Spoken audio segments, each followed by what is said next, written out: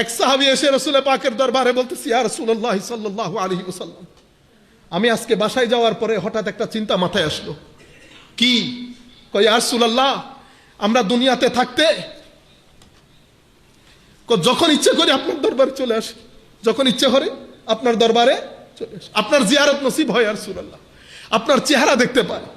কিন্তু আমি মনে মনে চিন্তা করতেছি, ইয়া রাসূলুল্লাহ, যদি মারা যায় তো আপনি তো আপনার র্যাঙ্ক অনেক উপরের হবে, আমি আপনাকে কোথায় খুঁজবো ইয়া রাসূলুল্লাহ? দেখতেছেন সাহাবায়ে কেরাম সকাল সন্ধ্যা জিকরে রাসূল নিয়ে কিভাবে ব্যস্ত থাকতেন। সাহাবী এই প্রশ্ন করলেন, আমার আল্লাহ কোরআনের আয়াত নাজিল করে দিয়েছেন, আমার আল্লাহ কোরআনের আয়াত নাজিল করে দিয়েছেন। ওই আয়াত, মাআল্লাযীনা সিদ্দীক ওয়া শুহাদা ওয়াস সালিহিন ওয়া হাসুনা উলাইকা রাফিকা। আপনি যাকে ভালোবাসেন, যার অনুসরণ করবেন, মনে প্রাণে যাকে চাইবেন, আপনার কিয়ামত এবং হাসর তার সাথেই হবে। সাহাবায়ে কেরাম এমন ছিলেন, প্রয়োজন ছিল না। আসেন ওয়েস্টের কথা। কেন ঈদে মিলাদুন নবী? আমরা যারা ওয়েস্টে থাকি তারাই ভালো বুঝবে। আমি প্রথম যখন ইংল্যান্ডে যাই, ইন্ডিয়ান এক হিন্দু ভদ্রলোক আমাকে বললেন, বেটা শিখ, বলছেন ইস মুল্ক মে আকে, আপনি বড় গভীরভাবে মনোযোগ দিয়ে শুনবেন, ইস মুল্ক মে আকে দৌলত তো মিল গয়া, দৌলত মিল গয়া, লেকিন औलाद खो बैठा, औलाद खो बैठा। মানি এই দেশে এসে সম্পদ টাকা পয়সা তো মিলে গেছে, কিন্তু সন্তান হাতছাড়া হয়ে গেছে, সন্তান হাতছাড়া হয়ে গেছে।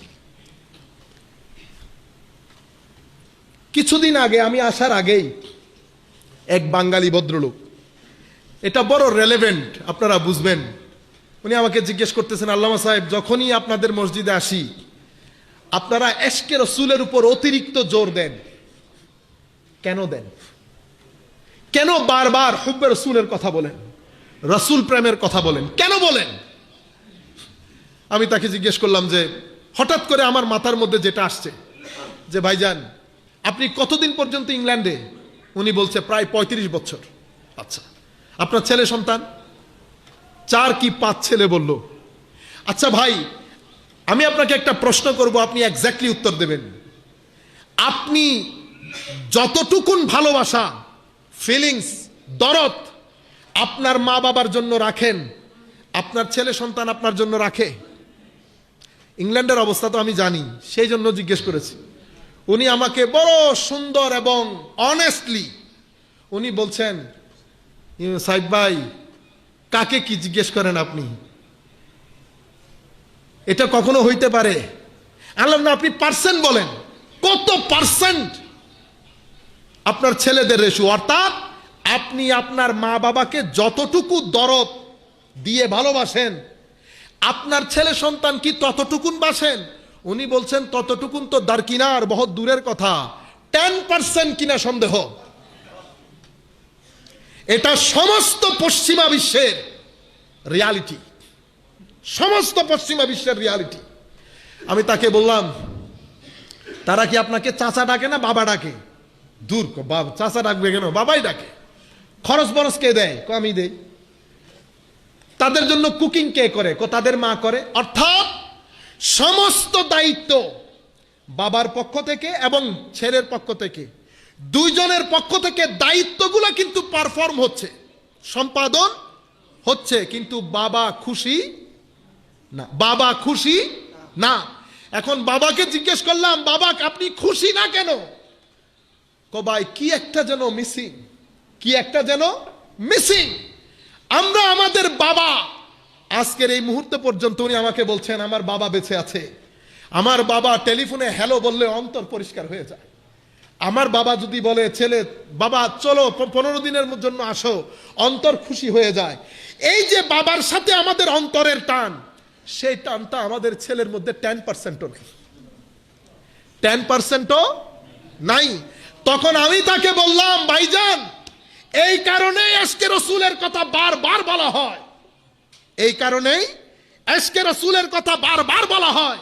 আপনি হয়তো নামাজ দোয়া সব কিছু ঠিক আছে, কিন্তু ভিতর থেকে তার একটা ছেঁড়া, যেভাবে আপনি বলছেন যে আপনি আপনার ছেলের উপর খুশি না, কারণ সে ততটুকু আপনাকে ফিল করে না যতটুকু আপনি আপনার বাবাকে করেন। আমরাও চাই যে নামাজ দোয়ার সাথে তার অন্তরের যে সম্পর্ক রসুল পাকের সাথে থাকার কথা সেটা থাকে, জোড়া লাগে, যাতে রসুল পাক এটা না বলে নামাজ রোজা পড়তো কিন্তু অন্তরে আমার কোনো জায়গা ছিল, অন্তরে আমার কোনো জায়গা ছিল।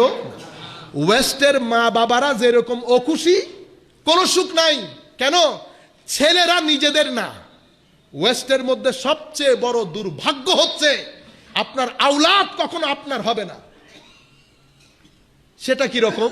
সেটা হচ্ছে তাদের অন্তরে মা বাবার জন্য দয়া যেটা, সেটা 20%ও নেই, 20%ও নাই।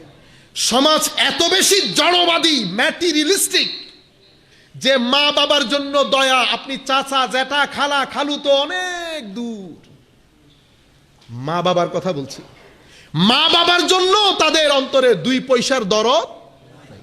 মাকে মা বলছে, বাবাকে বাবাই বলছে। আবার বাবা ইন্তেকালের পরে জানাজায় শামিল হচ্ছে। আগরছে 2 দিনের মধ্যে কাজ শুরু করে দিয়েছে, 2 দিন আগে কি ঘটনা ঘটেছে কারো মনে নাই।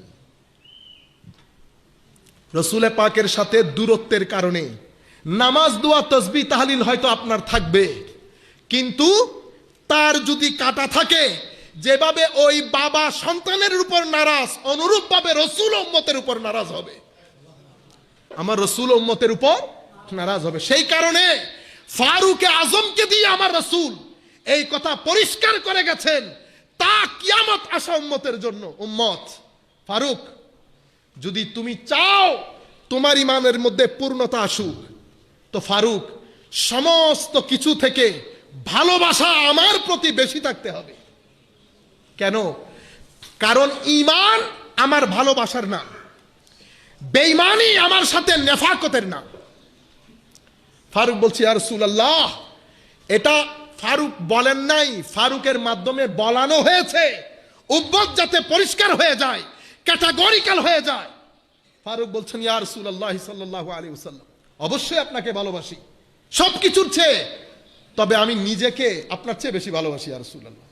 রাসূল পাক বললেন, ফারুক, ঈমান পরিপূর্ণ হবে, ঈমান হতে পারেই না যতক্ষণ পর্যন্ত ভালোবাসা আমার প্রতি সব কিছুর চেয়ে বেশি না হয়। এটা রসুল পাকের মেসেজ ছিল উম্মতের জন্য, কিয়ামত পর্যন্ত উম্মতের মেসেজ, যে রসুল পাকের প্রতি যদি ভালোবাসা চরমে না পৌঁছে, তো ঈমানের যেই প্রদীপ সেটা জ্বলবে না। মনে রাখবেন, এই যে আমরা আজকের এই যুগে ঈদে মিলাদুন্নবীর প্রয়োজন এই কারণে, শুধু মসজিদে না, প্রত্যেক ঘরে ঘরে ঈদে মিলাদুন্নবী পালন করা জরুরি হয়ে পড়েছে। কেন? আমাদের ছেলে সন্তান মোবাইল যার পকেটে গেছে, 10 থেকে 12 ঘন্টা সে আল্লাহর হুদুদ ক্রস করছে, অশ্লীলতার জোয়ারে ভেসে বেড়াচ্ছে। মা বাবারা আমরা দেখেও না দেখার ভান করছি। আমার যুবক ভাইয়েরা বড় দুঃসময় পাড়ি দিচ্ছে, বড় বিপদ সংকুল পরিস্থিতি পাড়ি দিচ্ছে, তাদের বাঁচানো আমাদের জন্য ফরজ হয়ে গেছে। এই মোবাইল তাদের চরিত্র, তাদের ইমানদারি, তাদের স্পিরিচুয়ালিটি, তাদের রুহানিয়াত, তাদের কুরবাতে ইলাহি, কুরবাতে মুস্তাফা, সব কিছুর শিকড় থেকে কেটে দিচ্ছে এই মোবাইল। এখন আমরা যদি বিভিন্ন প্রোগ্রাম না করি, তাদের ঈমান বাঁচাবে কে? তাদের ঈমান কে বাঁচাবে? কাজেই ঈদে মিলাদুন্নবী শুধু 12ই রবিউল আউয়াল না, আমি তো মনে করি যেভাবে ওয়েস্টের মধ্যে আমরা করি, কোনো উপায় নাই। আমরা কি করি?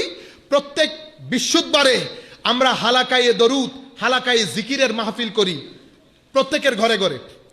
এই বৃহস্পতিবারে আমি আমার ঘরে করলাম, আপনারা সবাই আমার বাসায় আসলেন, চুটাপুটা খানা খাওয়ার ব্যবস্থা করলাম। আরেক বৃহস্পতিবারে আরেক ভাইয়ের বাসায় গেল। এই যে সার্কেলের সাথে ঘুরছে, কেন করি? কারণ ঘরের মাহল যাতে পরিবর্তন হয়, ছেলেদের অন্তরে যাতে দিন এবং রসুলে পাক যাতে ভিতরে ঢুকায়। আমরা হেদায়েতের মালিক না, তবে হেদায়েতের টেকনিক্স গুলো আমরা সময়ের চাহিদা অনুযায়ী সমাজকে দিতে না পারলে আমরা ওই নোকিয়া ফোনের মতো হয়ে যাব, নোকিয়া ফোনের মতো হয়ে যাব। এই হচ্ছে আপনারা, আমি তো আপনাদেরকে অনুরোধ করব, প্রত্যেক বৃহস্পতিবারে যারা পারেন ঘরের মধ্যে জিকিরের মাহফিল করেন, ঘরের মধ্যে দরুদ শরীফের মাহফিল করেন। আপনি আপনার চাচতো ভাই জ্যাঠতো ভাই আশেপাশে যারা আছে তাদেরকে দাওয়াত করেন। আপনার স্ত্রীদেরকে বলেন উনি যেন ওনার আশেপাশের মহিলাদেরকে নিয়ে সপ্তাহের একদিন সোমবারে মাগরিব থেকে এশা বা যে কোনো একটা ঘন্টা দরুদে পাকের জিকিরের মাহফিল করে, সেখানে কোনো একটা কিতাব থেকে মাসলা মাসাইল পড়ে। এগুলা নিউ নিউ টেকনিক্স যদি আপনি না দেন, আপনি বড় দুঃসহ অবস্থা পাড়ি দিতে হবে।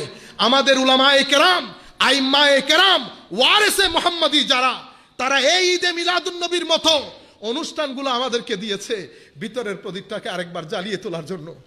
আপনারা বুকে হাত রেখে বলেন, যারা আপনারা এখানে এসেছেন, আপনাদের ভিতরে একটু হলেও কোন একটা কিছু ফিল হচ্ছে না? এই যে ফিল হচ্ছে, এটা আল্লাহর দিকে যাচ্ছে না দুনিয়ার দিকে যাচ্ছে? তো আল্লাহর দিকে যে জিনিস যায় সেটা হারাম হয়? সম্মানিত উপস্থিতি, হারাম হওয়া এত সস্তা